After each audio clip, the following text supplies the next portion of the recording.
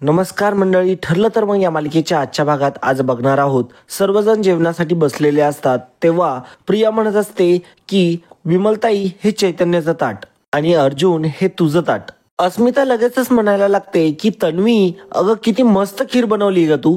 आता अर्जुनच्या लक्षात येतं की ही खीर तन्वीने बनवली आहे आणि पूर्ण आजी देखील म्हणत असते की हो, खूपच सुंदर झाली आहे. तेव्हा अर्जुन लगेचच ताटातली ती वाटी काढून टाकतो आणि खीर बाजूला ठेवतो. पूर्ण आजी लगेचच अर्जुनला म्हणत असते की अरे अर्जुन, अरे तन्वीने इतकी सुंदर खीर बनवली आहे, तू का बरं काढून ठेवली ती वाटू बाजूला. तेव्हा मात्र अर्जुन म्हणत असतो की मला नाही पाहिजे. तेव्हा अस्मिता म्हणत असते की तू एकदा टेस्ट तर करून बघ. अरे तन्वीने खरंच खूप मनापासून बनवली आहे आणि एक नंबर टेस्टी झाली आहे. अरे तू एकदा टेस्ट तर कर.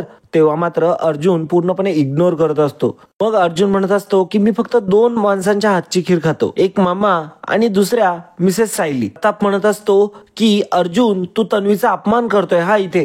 तेव्हा मात्र आता अर्जुन म्हणत असतो की नाही, मी अपमान करत नाहीये, परंतु तिला जर तसं वाटत असेल तर तो तिचा प्रॉब्लेम आहे, माझा नाही. आता मुद्दामच प्रिया रडायचं नाटक करत असते आणि आता डोळे पुसत असते. तेव्हा अर्जुन म्हणत असतो आणि मी फक्त एवढंच म्हणालो की तिने बनवलेली खीर मी खाणार नाही. अश्विन म्हणत असतो की दिस इज नॉट राईट दादा. इथे सर्वजण आनंदात जेवत असताना कडवटपणा यायलाच हवा का? एखादा चमचा खाल्ली असती खीर, ठेवला असता तिचा मान, तर काही बिघडलं असतं का? तेव्हा अर्जुन म्हणत असतो की तुम्ही सर्वजण तिचा मान ठेवताय ना, मग मी तिचा मान ठेवला किंवा नाही ठेवला तर काय फरक पडतो. आणि असं म्हणतच अर्जुन न जेवताच आता ताटावरून उठलेला असतो. चैतन्य म्हणत असतो की अरे जेवल्याशिवाय जाऊ नको अर्जुन, जेवण करून घे. तेव्हा अर्जुन म्हणतो की मी जेवणारच आहे, थँक्यू असं म्हणतच आता मात्र ते ताट घेऊन तो निघून गेलेला असतो. चैतन्य म्हणतो की मी आलोच असं म्हणत ते त्याचंही तो ताट उचलतो आणि अर्जुनच्या पाठीमागे निघून जातो. आणि त्यानेही आता तन्वीची जी खीर असते, जी प्रियाने बनवलेली असते, ती आता तो बाजूला काढतो आणि तोही निघून जातो. आता मात्र मुद्दामच प्रिया नाटकं करायला लागते, मुद्दामच रडायला लागते. तेव्हा मात्र कल्पना म्हणत असते की तन्वी, तू प्लीज वाईट वाटून घेऊ नकोस, शांत हो. प्रताप म्हणत असतो की अगं तन्वी, दुर्लक्ष कर त्याच्याकडे. पूर्ण आजी म्हणत असते की तन्वी, तू शांतपणे जेवून घे बरं, बस तिथे. तन्वी आता मुद्दामच रडायचं नाटक करते. प्रिया लगेचच आता तिथून जात म्हणत असते की नको, मला नकोय असं म्हणत ती तिथून निघून जाते. तीही जेवत नाही. आता हे सगळे प्रियाचे नाटकं असतात. मित्रांनो, लाईक करायला विसरलायत वाटतं, ते लाईकचं बटन दाबा पहिले. अहो, त्याने आम्हाला प्रचंड प्रेरणा मिळते नवनवीन व्हिडिओ बनवण्याची. मग तुम्हाला वाट बघावी लागत नाही कोणत्याही अपडेटसाठी. तर मित्रांनो, लगेचच ते लाईकचं बटन दाबा, सोबतच ते सबस्क्राईबचं बटन आहे त्याच्यावरती पळी फेकून मारा. शेजारी काय असेल रिमोट तो फेकून मारा, फक्त ते बटन दाबलं गेलं पाहिजे. आता मात्र प्रिया बाहेर आलेली असते. प्रियाला राग येत असतो प्रचंड अर्जुनचा आणि ती आता अर्जुन विषयी बोलत असते आणि म्हणत असते की इतका ऍटिट्यूड येते अर्जुनला. ह्या पॅलेसवरती मला जर राज्य करायचं नसतं ना, तर मी हा अपमान कधीच सहन केला नसता. हीच खीर त्याच्या घशात ओतली असती मी. आता लगेचच अश्विन प्रियाच्या पाठीमागे आलेला असतो. तो म्हणत असतो की तन्वी, लगेचच अश्विन म्हणत असतो अगं तन्वी, तू ठीक आहेस ना? तेव्हा प्रिया म्हणत असते की हो, आणि ती मुद्दामच आता रडायची पुन्हा ऍक्टिंग करत असते. आणि आता मात्र अश्विन तिला खूपच प्रेमाने विचारत असतो. अश्विन म्हणत असतो की जेवणाच्या ताटावरती जर वातावरण बिघडलं ना, तर मला अजिबात आवडत नाही. पण आता हे मी दादाला कसं सांगणार आहे? तू चल आतमध्ये, चल आणि जेवून घे पटकन. हे बघ, दादाचा राग जेवणावरती काढू नको, चल आतमध्ये चल पटकन. प्रिया मुद्दामच नाटकं करत म्हणत असते की मी कोण होते अर्जुनवरती रागवणारी? तो तर आधीपासूनच माझ्याशी असं वाईट वागत आलाय, उद्धटपणे वागत आलाय, माझा सतत अपमान करत आलाय. परंतु आता हल्ली थोडं जास्त वाढलंय, फक्त एवढंच. पण ठीक आहे, अरे मला आता सवय झालीये त्याच्या अशा वागण्याची. आणि असं कोणी आपल्याशी वागल्यानंतर आपल्याला त्रास मात्र होतोच ना. असं आता प्रिया मुद्दामच बोलत असते जसं काही तिला वाईट वाटले, परंतु तिच्या मनात ज्या काही गोष्टी असतात त्या मात्र तिच्या शब्दांत नसतात.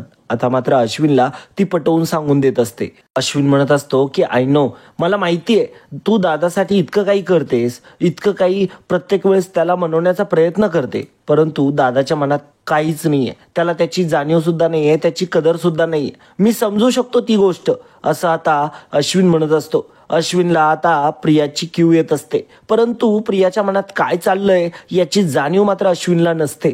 अश्विन आता प्रियाच्या त्या भूलथापांना बळी पडत असतो. अश्विन आता म्हणत असतो की तन्वी, मी तुला तुझा एक मित्र म्हणून सांगू? प्रिया म्हणते की हो सांग ना. आता प्रियाला तर ह्याच गोष्टी पाहिजे असतात. तेव्हा मात्र अश्विन म्हणत असतो अश्विन म्हणतो की ज्याला तुझी व्हॅल्यू नाहीये त्याला इतके इम्पॉर्टन्स देऊ नको तू. दादा अजूनही वहिनीच्या इन्फ्लुएन्स खाली अजूनही आहे आणि ते अगदी साहजिक आहे. हे बघ, आम्ही सगळे तिच्या वागण्याला फसलोय, अगदी तोही आता फसलाय. आता हे सगळं आपण बघितलं, तिने किती नाटकं केले, किती काय काय केलं आणि तिने किती नीच लेवलची वागली ती. तेव्हा दादाचं भडकणं अगदी ऑब्वियस आहे. हे बघ, दादाच्या वागण्याचा त्रास करून घेऊ नकोस. बरं तन्वी, अजून 2 गोष्टी सांगू? प्रिया म्हणत असते की हो सांग ना. अश्विन म्हणत असतो की हे बघ तन्वी, तू रडलीस तर माझ्या हुकुमाप्रमाणे तू 5,000 रुपये माझ्या अकाउंटला ट्रान्सफर करायचे. आणि नंबर 2, तू जर आत्ताच्या आत्ता जर घरामध्ये आली नाहीस ना तर तुला खीर खायला मिळणार नाही. सगळी खीर मी संपून टाकेल, मग मला नंतर म्हणायचं नाही. आता प्रिया खोटं खोटं हसायला लागते आणि हसतच म्हणत असते हो. तेव्हा अश्विन म्हणत असतो की तन्वी, तू ना रडताना अजिबात चांगली दिसत नाही. तेव्हा प्रिया म्हणत असते की काय? तेव्हा मात्र अश्विन म्हणत असतो की आता जशी हसली तशीच नेहमी हसत राहा. बरं, तू आता आतमध्ये चालणार आहेस का की दरवाजापर्यंत तुझ्यासाठी रेड कार्पेट टाकू? प्रिया म्हणते की अरे चालेल. तेव्हा मात्र अश्विन म्हणतो की काय? तेव्हा प्रिया म्हणते की अरे मस्करी करत होते, चल तू आलीच. तेव्हा मात्र आता प्रिया म्हणत असते की बरं चला, आता मोठ्याला नाही तर धाकट्याला का होईना माझा पुळका आला. तेव्हा मात्र आता अश्विन आतमध्ये निघून गेलेला असतो. तेव्हा प्रिया ही बाहेर असं बोलत असते. प्रिया म्हणत असते की नाहीतर एवढा मोठा स्वयंपाक करून मलाच उपाशी राहावं लागलं असतं. अश्विन आता दरवाजातून म्हणत असतो की अगं तन्वी, अगं येतेस ना. मग लगेचच प्रिया खोटे खोटे रडायचे नाटकं करत आता आतमध्ये निघून गेलेली असते. इकडे दुसरीकडे मात्र सायली बसलेली असते. सायली मोबाईल मध्ये बघत असते अर्जुन व तिच्या लग्नाचा फोटो. तेव्हा मात्र ती खूप निहाळत असते फोटोला, खूप प्रेमाने बघत असते. तिला आता खूप काही आठवणी येत असतात. अर्जुनच्या सगळ्या आठवणी तिला आता आठवत असतात. त्याने दोघांनी सुखाने घालवलेले क्षण तिला आठवत असतात.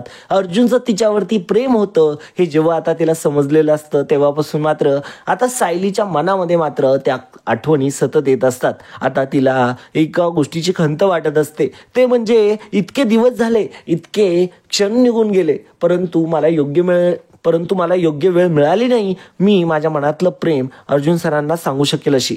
परंतु मी जर ते सांगितलं असतं तर मात्र हे सगळं घडलंच नसतं असं आता सायलीला वाटू लागतं. सायली मनातच विचार करत असते की अर्जुन सरांना मी ही गोष्ट लवकर सांगायला पाहिजे होती. अर्जुन सरांचा माझ्यासोबतचा जो फोटो आहे तो आता मला इतका आवडतोय, इतके ते क्षण आता आवडत आहे, परंतु तेव्हा मात्र या गोष्टीची जाणीव मला झाली नाही आणि मी हे गोष्टी सांगू शकले नाही. त्याचा पश्चाताप आता मला होतोय. आणि आता सायली त्या फोटोकडे बघतच असते, न्याहाळतच असते.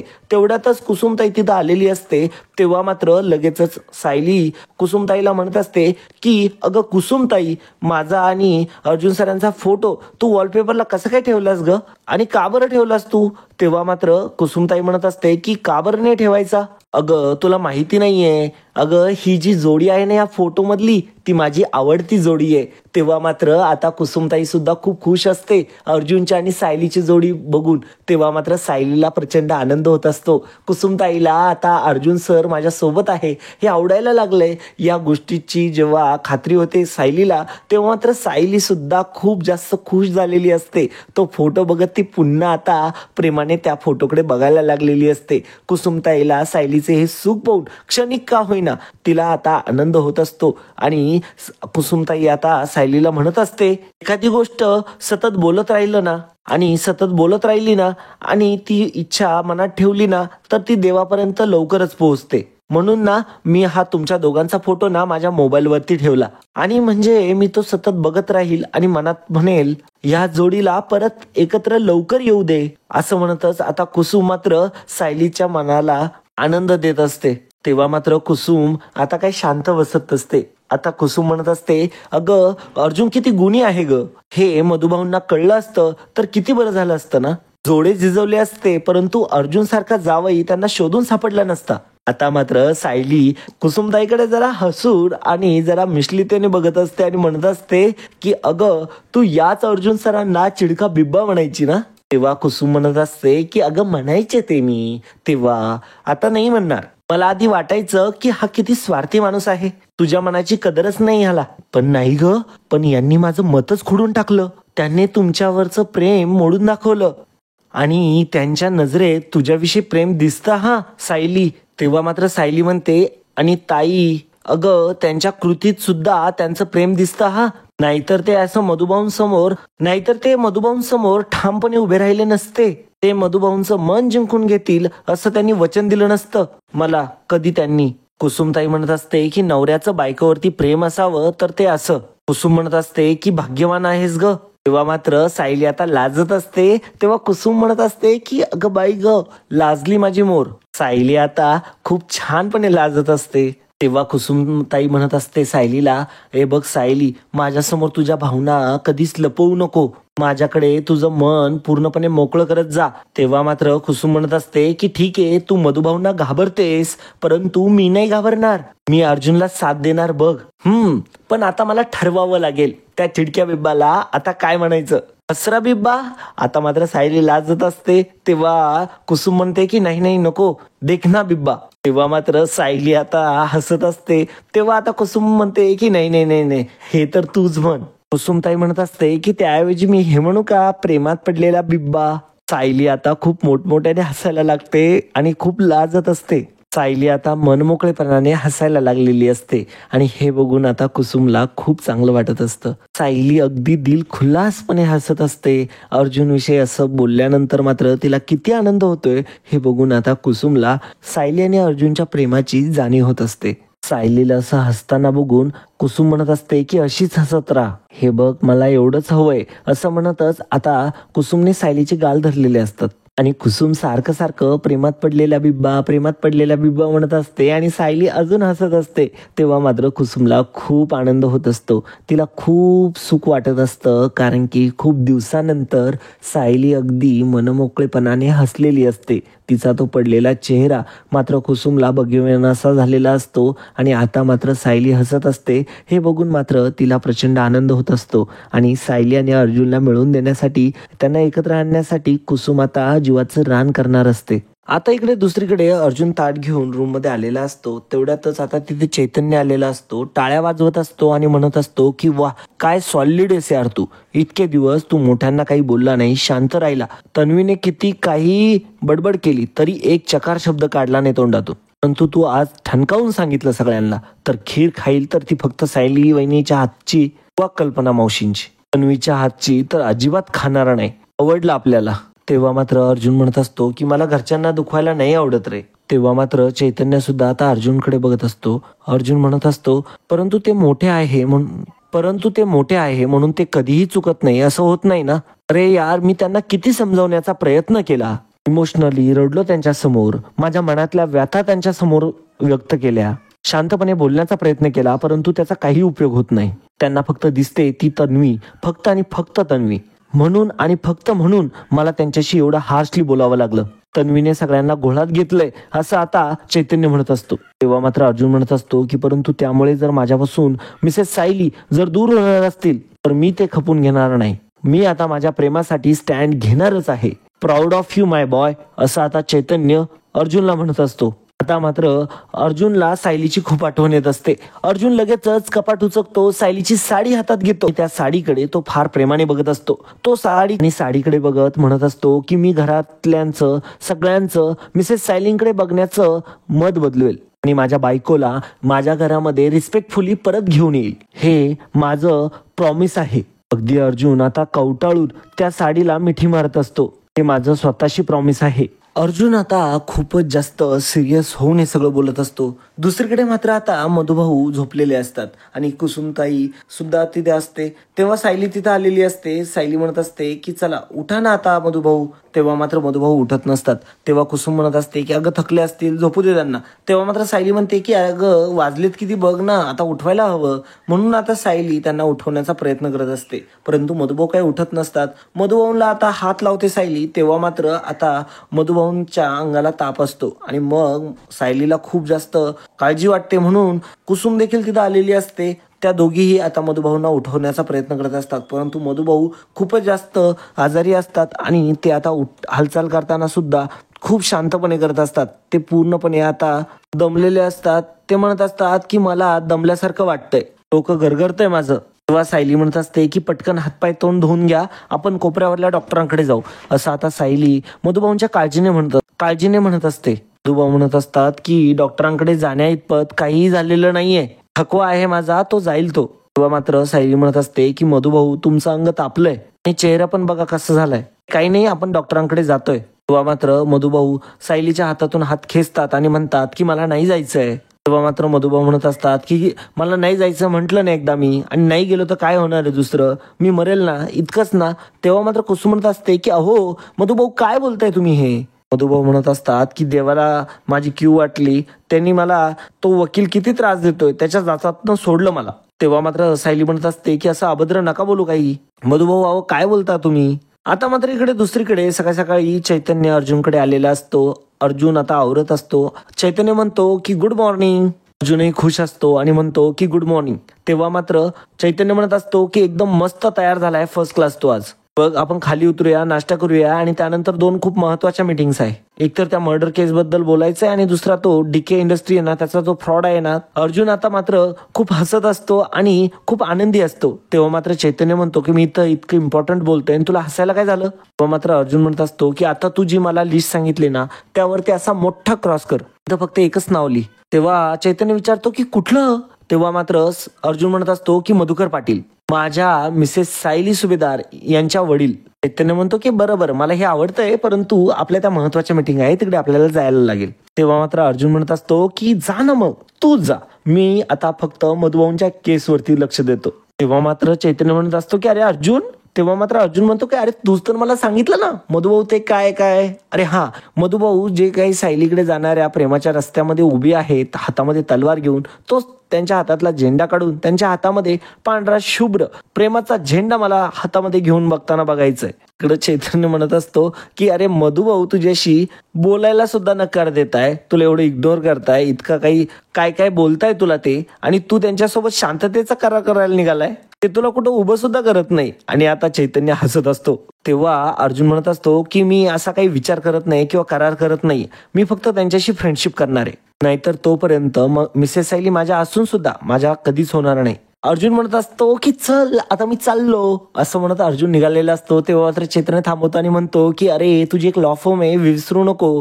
तेव्हा मात्र अर्जुन म्हणत असतो की माझी एक बायको आणि एक सासर आहे, हे पण विसरू नकोस तू चैतन्य. आणि आता माझ्यासाठी फक्त आणि फक्त सायली आणि मधुभाऊ हेच माझी प्रायोरिटी आहेत, आणि आता मला त्यांना जिंकायलाच हवं. असं म्हणतच आता अर्जुन म्हणत असतो की मला आता तिकडे जावंच लागेल. तेव्हा चैतन्य म्हणतो की मीच नो एंट्री वरल्या रस्त्याचा बोर्ड काढून तुला तिकडे ढकललं, आता भोगतो मी, डीके इंडस्ट्री आलो मी. तेव्हा अर्जुन म्हणत असतो मधुभाऊ येतोय मी तुमच्याशी फ्रेंडशिप करायला. तेव्हा मात्र अर्जुन आणि चैतन्य लगेच तिथून निघालेले असतात. इकडे खाली अस्मिता म्हणत असते की 60% ऑफ होतं, मी दनादन शॉपिंग करून टाकली. तेव्हा पूर्णाजी म्हणते की अगं त्यातले एक पण गोष्ट गरजेची आहे का.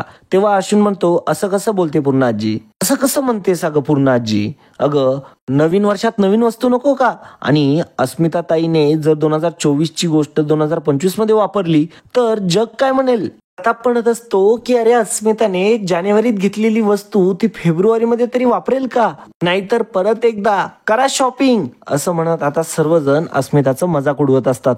अस्मिता म्हणत असते की तुम्ही अशी माझी मस्करी करत असता. तेव्हा विमल म्हणते की नाही असू द्या तुमची गंमत करताय हो सगळे. तेव्हा मात्र अस्मिता विमलकडेच बघत असते. तेव्हा विमल म्हणते की द्या मी तुमची कॉफी गरम करून आणते. तेव्हा मात्र अस्मिता म्हणते की नाही नको, ही जानेवारीतली कॉफी मी फेब्रुवारीत पिईल हा. आता मात्र अर्जुन आणि चैतन्य खाली आलेले असतात आणि अर्जुन एकदम आनंदी असतो आणि म्हणत असतो की अरे वा फंटॅस्टिक, तुम्ही ते सगळे नाश्ता करण्यासाठी बसलाय, चला मी पण बसतो नाश्ता करायला. आणि मग अर्जुन तिथं बसतो आणि म्हणतो की थालीपीठ, अरे वा. आणि मग अर्जुन म्हणतो की विमलताई माझ्यासाठी घेऊन ये एक, आणि सोबत दही पण आणा. लगेचच विमल आता थालीपीठ आणण्यासाठी गेलेली असते. अस्मिता लगेचच म्हणत असते की दुखवटा संपलेला दिसतोय. तेव्हा मात्र अर्जुनला प्रश्न पडलेला असतो दुखवटा म्हणजे काय. तेव्हा अर्जुन म्हणतो की दुखवटा म्हणजे. तेव्हा चैतन्य त्याला समजावून सांगतो की माणूस गेल्यानंतरचा जो पिरियड असतो ना त्याला दुखवटा म्हणतात. तेव्हा अर्जुन म्हणत असतो की दुखवटा कसला, इथं कोण गेलंय, इथं कोणी गेलंच नाहीये आणि सॅड होण्याचं काही कारणच नाहीये. मी ठरवलंय आतापासून खुश आनंदात राहायचं. वाव मस्त, असं आता विमलला तो म्हणत असतो, कारण की विमलने त्याला थालीपीठ आणि दही दिलेलं असतं. विमलताई तिथे उभे असते. लगेचच प्रिया तिथे येते आणि विमलला म्हणते की विमलताई 1 मिनिट. लगेच अर्जुनचा हात पकडत प्रिया म्हणत असते की अर्जुन पूर्ण आजी बघ, मी तुला म्हणाले होते ना. आता हे सगळं ती अर्जुनचा हात पकडत म्हणत असते, अगं अर्जुनला फक्त थोडा वेळ हवाय, मग त्याला आपोआप कळेल की त्याच्या आयुष्यात किती पॉझिटिव्ह गोष्टी आहेत. तेव्हा मात्र अर्जुन हसतच म्हणत असतो की यस यू आर राईट, आणि हात हिसकावून घेत म्हणतो, माझ्या आयुष्यात बऱ्याच पॉझिटिव्ह गोष्टी आहेत. आता त्याने तो हात झटकलेला असतो ना, त्याने तो अंगाला पुसून घेतलेला असतो आणि प्रियाची इज्जत मात्र आता पूर्ण काढलेली असते. आणि आता अर्जुन म्हणत असतो की हे बघ, माझ्या आयुष्यात ना खूप पॉझिटिव्ह गोष्टी आहे, परंतु त्या सगळ्या पॉझिटिव्ह गोष्टींपैकी तू कुठेच नाहीये. आता मात्र चैतन्य सुद्धा हसत असतो, हो, तू जो खोटेपणा चालवलाय ना माझ्या घरात, त्याच्यात मला काहीच इंटरेस्ट नाहीये. सो प्लीज माझ्यापासून तर दूरच राहा तू. And one more thing, actually request आहे, तू वारंवार माझ्याशी बोलायला येतेस ना, ते प्लीज तू नको येऊस. Okay, stop that doing. तेव्हा मात्र आता पूर्ण आजी रागावते अर्जुनला आणि म्हणते की अर्जुन, तन्वीशी नीट बोल जरा. आणि ती खोटेपणा करते, आणि तू केलं ते काय होतंस रे. तेव्हा कल्पना म्हणत असते की जाऊ द्या ना पूर्णाई, अहो त्याला खऱ्या खोट्यामधला फरक कुठं कळतो. आपल्या दृष्टीने लग्नाचं नाटक करणं, त्याची खेळी करणं हा सगळा खोटेपणा आहे, परंतु त्याच्या दृष्टीने मात्र तो खरेपणा असू शकतो. आता मात्र अर्जुन जरा सिरियस झालेला असतो. तेव्हा मात्र आता लगेचच अर्जुन ते खाता खाता ते टेबलवरती ठेवून देतो आणि म्हणत असतो, तुम्ही सगळे तन्वीच्या ट्रॅपमध्ये फसतच चालला आहात, परंतु मी फसणारा नाहीये. मी तुम्हाला सगळ्यांना दाखवून देईल कोण खरं आहे आणि कोण खोटं आहे. आता मात्र प्रियाला घाम फुटलेला असतो. प्रियाला आता प्रचंड टेन्शन आलेलं असतं. अर्जुन ज्या पद्धतीने हे सगळं बोललेलं असतो ते ऐकून मात्र आता प्रिया पूर्णपणे स्थिर झालेली असते, पूर्णपणे आता ती हादरलेली असते आणि सर्वांच्या चेहऱ्यावर त्या आता एक प्रश्नचिन्ह असतं की नेमकं अर्जुन काय सिद्ध करणार. अर्जुन आता पूर्णपणे विश्वासाने म्हणालेला असतो की आता मी प्रियाचा खोटारडा चेहरा, मुखवटा सगळा काढून तुमच्या समोर फेकणार आहे आणि मात्र मग तुम्हाला कळेल कोण खरं आणि कोण खोटं ते. आणि मित्रांनो, अशा प्रकारे आजचा भाग इथे संपतो. पुढील भागामध्ये आपल्याला बघायला मिळणार आहे सायली आणि कुसुम मधुभाऊंना रिक्वेस्ट करत असतात की डॉक्टरांकडे चला, परंतु मधुभाऊ म्हणतात की मी डॉक्टरांकडे येणार नाही. आता मात्र अर्जुन मोठमोठ्याने इकडे पुकारत असतो. मधुभाऊ दवाखान्यात जात नाही. ही गोष्ट कळाल्यानंतर मात्र आता मधुभाऊंसाठीच अर्जुनने एक युक्ती सुचवलेली असते आणि ती युक्ती तो आता करत असतो. फ्री कन्सल्टेशन, वयोवृद्ध रुग्णांसाठी मोफत उपचार, विशेषतः हट्टी रुग्णांकरता मोफत उपचार असं म्हणताच आता मात्र मधुभाऊंना कुसुमताई आणि सायलीने लगेचच आणलेलं असतं आणि त्यांच्यावरती आता उपचार सुरू केलेले असतात. आणि हे बघून मात्र सायलीला प्रचंड आनंद झालेला असतो. मग अन्य वापरलेली युक्ती आता मात्र सक्सेसफुल ठरलेली असते. अर्जुन आता सायलीला म्हणत असतो की तुमच्या चेहऱ्यावरले हे स्माइल बघण्यासाठी मी वाटेल ते करायला तयार आहे, बस तुम्ही फक्त अशाच हसत राहा. तर मित्रांनो, तुम्हाला काय वाटतं कमेंटद्वारे नक्की कळवा. आणि मित्रांनो, आजच्यासाठी इतकंच. पुन्हा भेटूया पुढच्या भागामध्ये. जय हिंद, वंदे मातरम, जय महाराष्ट्र, धन्यवाद.